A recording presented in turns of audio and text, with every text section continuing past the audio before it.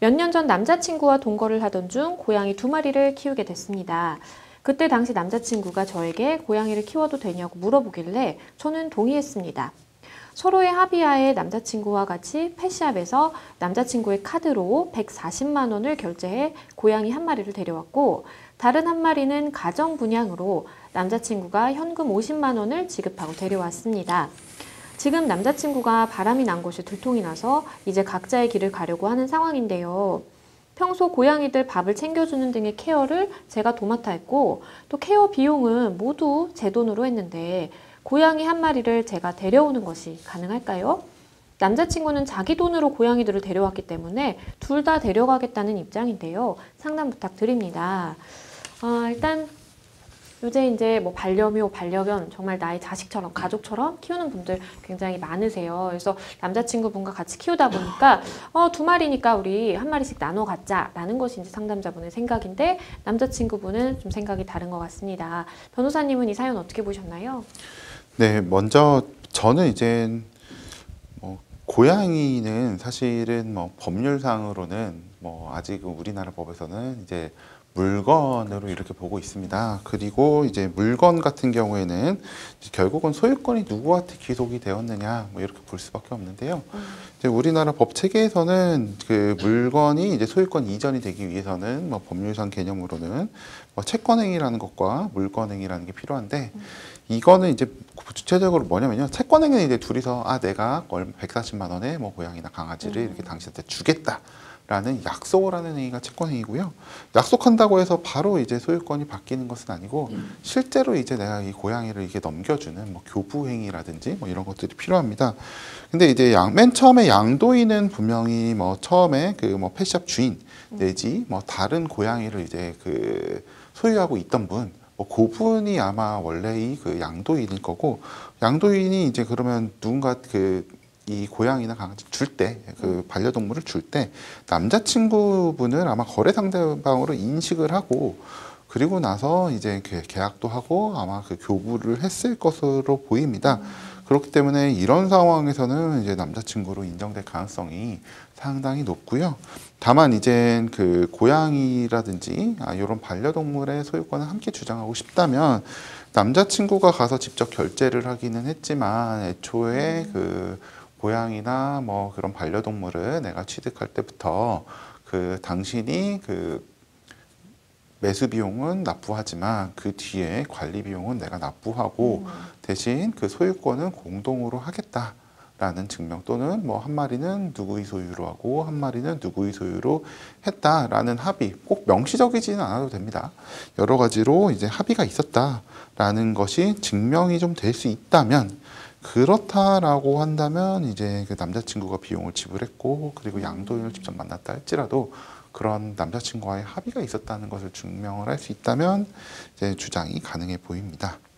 네, 말씀 주신 것처럼 사실 그때 당시에 이제 고양이를 데려오는 그 비용을 남자친구가 부담했기 때문에 이런 부분이 사실 법적으로 봤을 때는 조금 주요하게 작용할 수 있는 부분이 있는 것 같아요.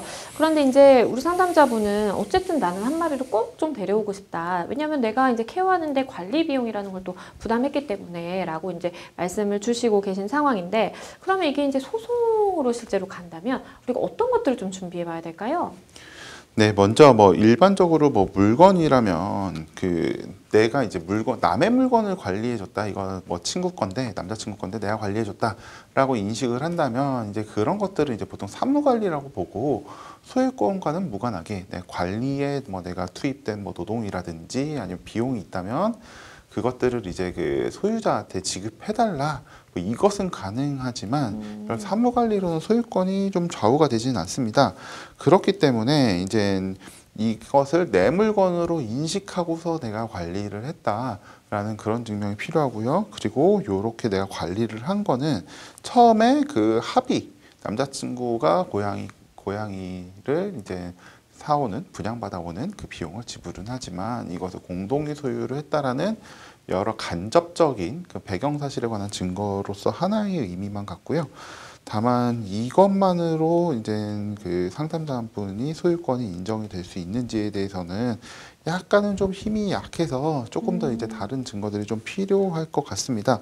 더군다나 이제 일반적인 물건, 가령 뭐 남자친구의 명의로 되어 있는 뭐 어떤 명의는 아니지만 뭐 남자친구가 사온 어떤 물건인데 내가 막 열심히 관리를 했다. 그래서 이거는 나는 왜냐하면 내 거 또는 공동 소유로 알고 관리를 했다라는 게 일반적인 물건이라면 조금 더 설득력이 있을 수 있지만 사실은 그 고양이 같은 뭐 반려동물 같은 경우에는 사실은 내 소유가 아니더라도 옆에 있으면 이쁘고 귀여우니까 계속 이렇게 관리를 해주게 되잖아요. 그래서 내가 내 소유를 인식했다라는 증명이 오히려 더 좀 어려울 수도 있습니다.